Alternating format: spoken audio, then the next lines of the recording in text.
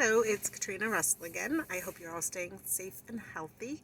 I wanted to talk a minute about COVID.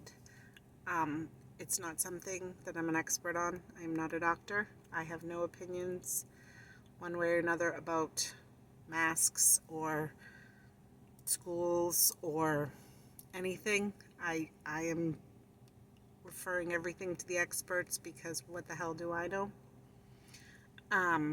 I wear my masks in public. I social distance as best I can.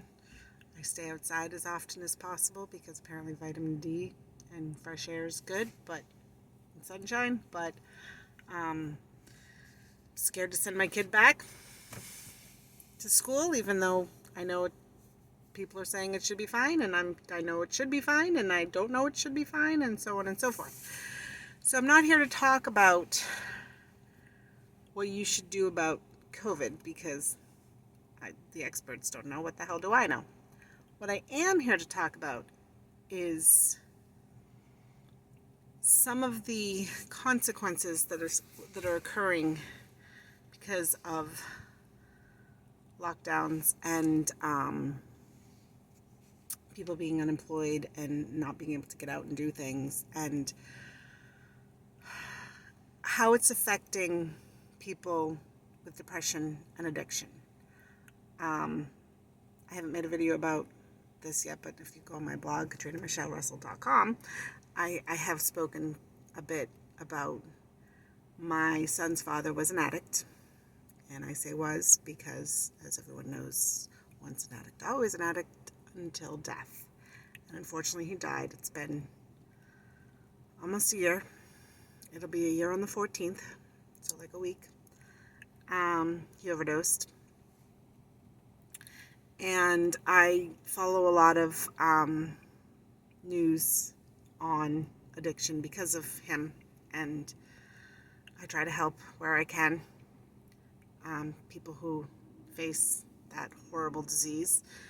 And yes, it is a disease. I know it's choices that get you there, but eventually the drugs cause brain damage, and that's why it's considered a disease, because when you're on drugs, your brain literally does not function properly. So just wanted to throw that out there before I start seeing in the comments like, it's not a disease, it's a choice. It's a choice to get you there. It's a disease once you get there. That's the way it works. Anyway, so I understand how important lockdown was. I don't really know where it's going now, or if we need it, or how we need it. Like I said, that's not my place. But addiction is one of those things that people need to keep busy. I know with my ex, with my son's father, when he was in school, because he had gone back to college learning computers, when he was in school, when he was going to the gym, when he was doing things like that to keep busy, he was much better. He was much less apt to relapse. He had a lot of relapses in the summer when school was not in session, or he was taking less classes or what have you. And getting out of your own head is important as well. I'm also finding that I have a friend who has a daughter who has some mental health issues, and you can't meet with any mental health professionals right now. And I don't understand. I mean, some of them will do telehealth, but that's not the same. Especially for people who maybe trying to sober up and they don't have a mental health professional, and they don't want to start with telehealth because they want something a little bit more personal to get to know someone. And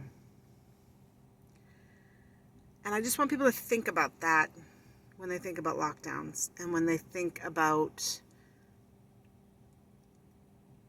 essential services, and why things like schools and therapists are way more essential than you might realize, and why work is more essential. Now, I understand we can't open up everything, and sometimes it's, cost evaluation and everything, but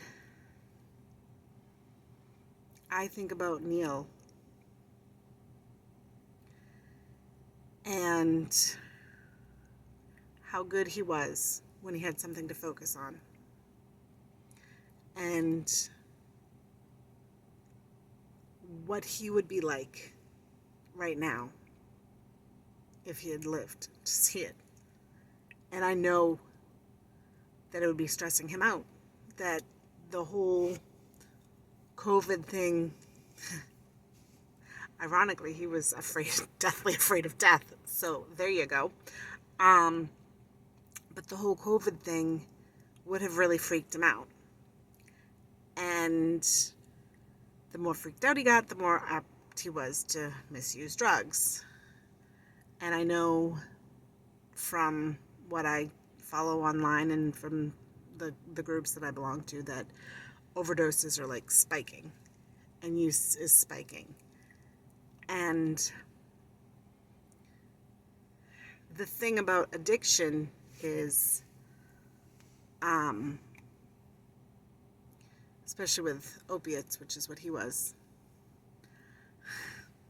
he had overdosed two days before and got in a car accident, and someone was able to call the police because it was in a car accident, and he was given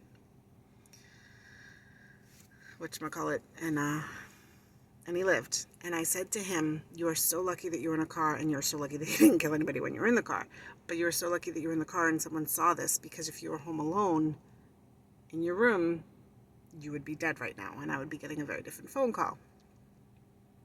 Sure enough, 2 days later, he overdosed in his room by himself, and it wasn't until the next afternoon that someone found him.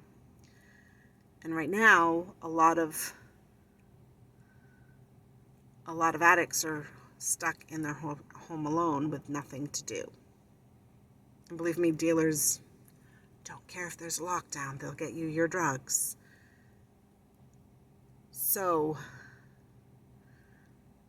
when we think about death, and we think about death rates per whatever because of COVID, I think we also have to take into account the fact that addiction overdoses are going up, suicides are going up, domestic violence is going up, and these are not trivial numbers that they're going. I mean, like hundreds and thousands of people are having problems with all of these things.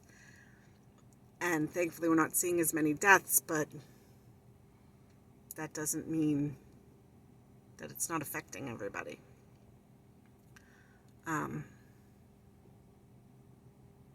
I know when Neil used to use, he would get violent. He never touched me or my kid because I'd have killed him.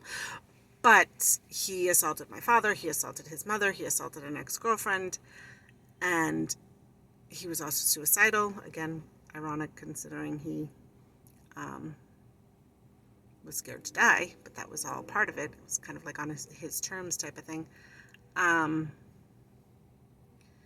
So all went along with a mental illness. So if if addiction, if drug use is on the rise, and it creates more violent people, and alcoholism, and then it creates people to be more violent, which causes more domestic abuse, and then they're all depressed and suicidal, and it's just a big spiral. I can see a lot of damage occurring and a lot of loss of life that'll probably be blamed on COVID. So I don't know what the answer is. I don't know how to mitigate for this. Even if it's just check on your friends that you know might have a problem. Set up Zoom parties. Set up, not drinking parties or drug parties, obviously, but interaction parties or something. Because we need to keep everybody safe. Anyway, that's all I have to say. Like, subscribe, all those other button things down there. Thanks.